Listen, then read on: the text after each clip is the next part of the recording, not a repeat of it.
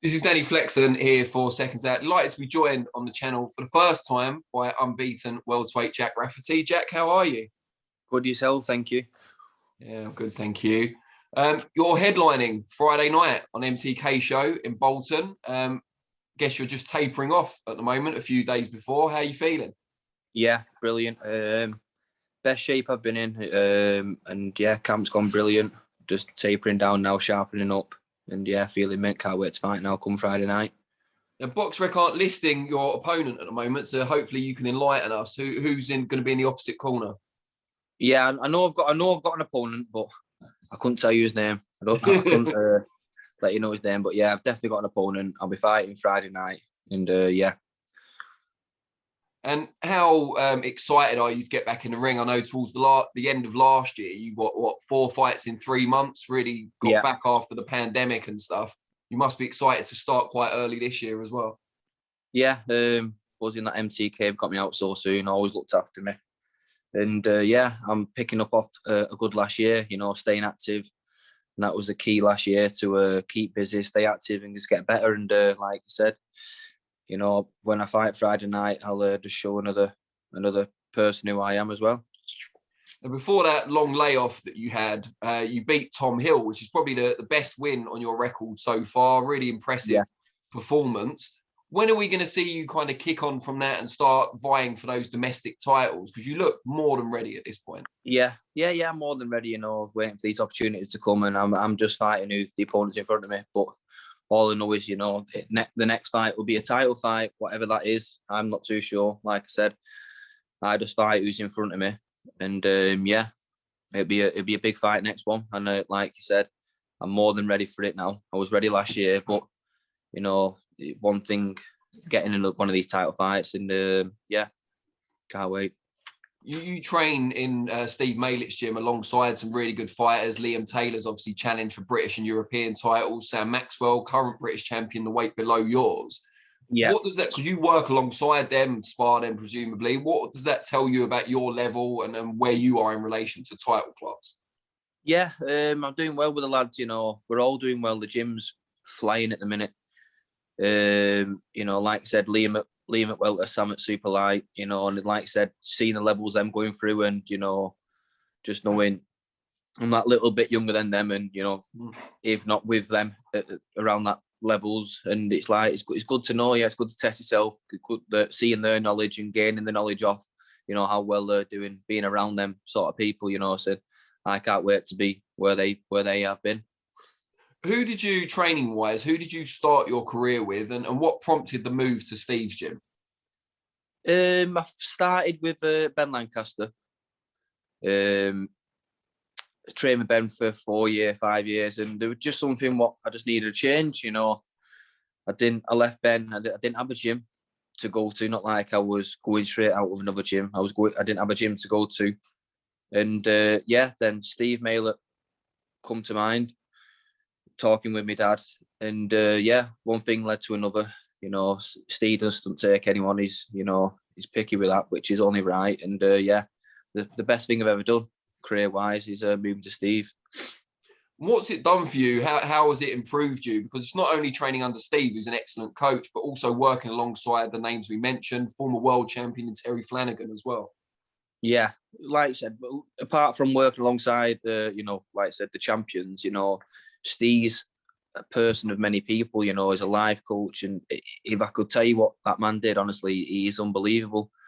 It's strange how much he knows, how much he can do. There's such, like, people might not think, he knows everything, basically.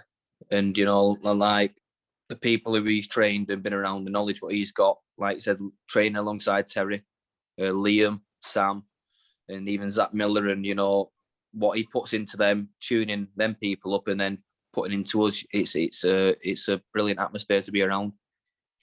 And you've, looking at your record, you've stopped a lot of journeymen that don't usually get stopped, the durable type. Is that an accurate reflection of how hard you can punch? Yeah, I think it shows a little bit. And I think in the latest fights, I've been shown that I can box, you know, and I can do other things. And I think moving down to super lightweight for this next fight, you know, and I think there'll be bigger opportunities there. I'll be fighting at 10-4 for this fight, and I'll be fighting at 10 stone for title fights. And yeah, I think how much I've progressed in the gym this year, dedicate myself, and this another opportunity has come along. Like I said, moving down to that weight, obviously I'll do it professionally and properly. And yeah, like I said, I think there'll be bigger opportunities there. Hopefully I can make a name for myself at that weight and stick at that weight for many years. Do you give Sam a little nudge, you know, move on, time for European level? Yeah.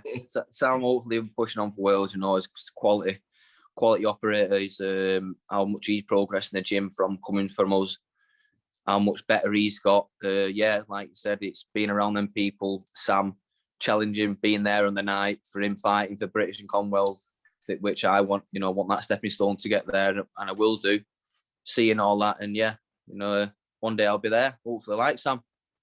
Now, if Sam does choose to move on, I know the board last week, I think, nominated him against Dalton Smith for the British title. Is that a fight that you'd kind of relish if Sam does move on? Because you could be right in the mix as the other challenger, potentially. Yeah, definitely. You know, I'd take that fight. You know, I'd take any fight, really. But like I said, Steve's the man. He tells me what to do. And like, yeah, I'd have that British tomorrow. But whoever's next in line for that, Sam, whoever, you know, like I said, if it's not me next, it'll be hopefully me the one after. Tell us a little bit about what MTK have done for you, because like you said, they got you out frequently at the end of last year, but that's been the case throughout your career. You only turned pro in 2017. You're 17-0, hopefully going to be 18-0 on Friday. Yeah, they've once I started with them a year and a half ago. They've you know, they've looked after me well. They've, you know, given me better opportunities, being in that platform, you know, boosting me as a fighter, getting me good fights and getting me out. I know last year there wasn't much going on, but they let me fight in other shows, which a lot of other people wouldn't do, you know, like other promotions wouldn't do. Very flexible, you know, and they've looked after me well. So headlining this this MTK show for them, you know, I can't wait. And like I said, they've done lots of things for me.